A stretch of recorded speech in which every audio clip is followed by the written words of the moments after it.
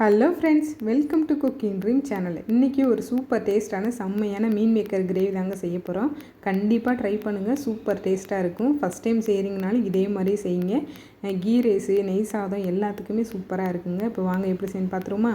First ஒரு பாத்திரத்தில் கொஞ்சமாக தண்ணி சேர்த்துட்டு அதோட ஒரு 1/4 ஸ்பூனுக்கு உப்பு சேர்த்து நீங்கள் எடுத்து வச்சுருக்கிற மீன் மேக்கரை சேர்த்துக்கோங்க. தண்ணி நல்லா சூடாகணுங்க. கொதிக்கிறதுக்கு ஸ்டார்ட் ஆகணும். அந்த மாதிரி டைமில் இதை ஆஃப் பண்ணணும். அதனால் இதை அப்பப்போ மட்டும் மிக்ஸ் பண்ணி விட்டுக்கிட்டே இருங்க. அப்போ தான் இந்த தண்ணிலாம் உள்ளே போகும்.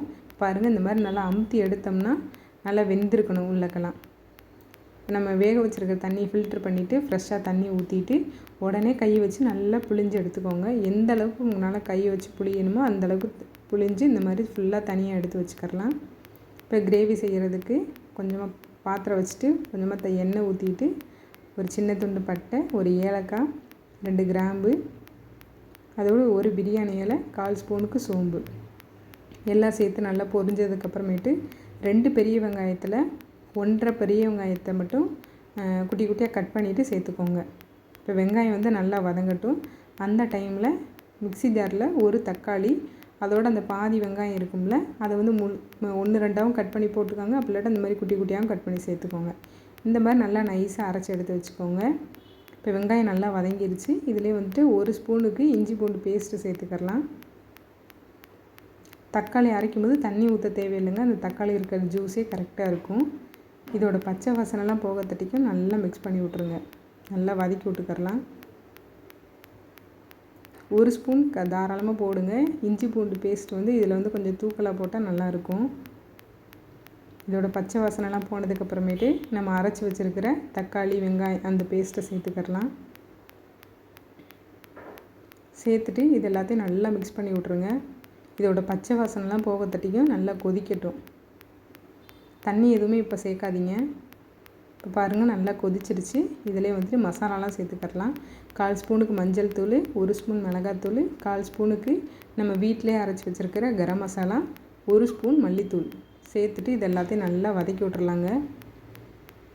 2 நிமிஷத்துக்கு நல்லா வதங்கினதுக்கப்புறமேட்டு மிக்ஸியை அலசி கொஞ்சமாக தண்ணி சேர்த்துக்கிறேன். அதோட எக்ஸ்ட்ரா இன்னும் 2 கிளாஸ் 1 கிளாஸ் மட்டும் தண்ணி சேர்த்து நல்லா மிக்ஸ் பண்ணி விட்டுட்டு இது நல்லா கொதிக்கட்டுங்க. மசாலாவோட பச்சை வாசனைலாம் போகட்டும். இப்போ பாருங்கள், நல்லா கொதிச்சிருச்சு. மசாலாவோட பச்சை வாசனையும் நல்லா கம்ப்ளீட்டாக போயிடுச்சு. இந்த டைமில் நம்ம வேக வச்சு எடுத்து வச்சுருக்கோம்ல மீன் மேக்கரை, அதை சேர்த்துக்கலாம். நீங்கள் தக்காளியை அரைச்சி சேர்த்திங்கன்னா தான் கிரேவி இந்த மாதிரி நல்லா திக்காக கிடைக்கும். இப்போ இது எல்லாத்தையும் சேர்த்துட்டு நல்லா மிக்ஸ் பண்ணி விட்டுக்கரலாம். நான் மீன் மேக்கரை வேகிறதுக்கு மட்டும்தான் உப்பு சேர்த்துருக்கோம். இப்போ இந்த கிரேவிக்கு தேவையான உப்பு சேர்த்துட்டு ஃபஸ்ட்டு நல்லா மிக்ஸ் பண்ணி விட்ருங்க. அதுக்கப்புறமேட்டு தண்ணி ஊற்றுங்க. எதனாலனா தண்ணியை ஃபஸ்ட்டு ஊற்றிட்டு அதுக்கப்புறம் மிக்ஸ் பண்ணிங்க அப்படின்னா கிரேவி நம்மளுக்கு எந்த அளவுக்கு இருக்குது, எந்த அளவுக்கு தண்ணி ஊற்றணும் அப்படின்னு தெரியாது. அதனால் நல்லா மிக்ஸ் பண்ணி விட்டுட்டு அதுக்கப்புறமேட்டு தண்ணி ஊற்றுங்க எப்போவுமே. இப்போ பாருங்கள், கரெக்டாக இருக்குது. எல்லாமே ஒன்று சேர்ந்து நல்லா மிக்ஸ் ஆகிடுச்சு. இந்த டைமில் தண்ணி சேர்த்துக்கிறலாம். தண்ணி இது முங்குற அளவுக்கு நல்லா தண்ணி சேர்த்துக்கோங்க. அப்போ தான் நல்லா கொதிக்க அந்த கிரேவி எல்லாமே மீன் மேக்கருக்கு உள்ளே நல்லா போய் நல்லா ஜூஸியாக இருக்கும். இது எல்லாத்தையும் நல்லா மிக்ஸ் பண்ணி விட்ருங்க. அந்த உப்பு நல்லா ஃபுல்லாக எல்லா இடத்துலையும் நல்லா மிக்ஸ் ஆகியிருக்கணும். அதனால் எல்லாத்தையும் நல்லா மிக்ஸ் பண்ணி விட்டுட்டு மூடி போட்டு மூடி வச்சிடலாம்.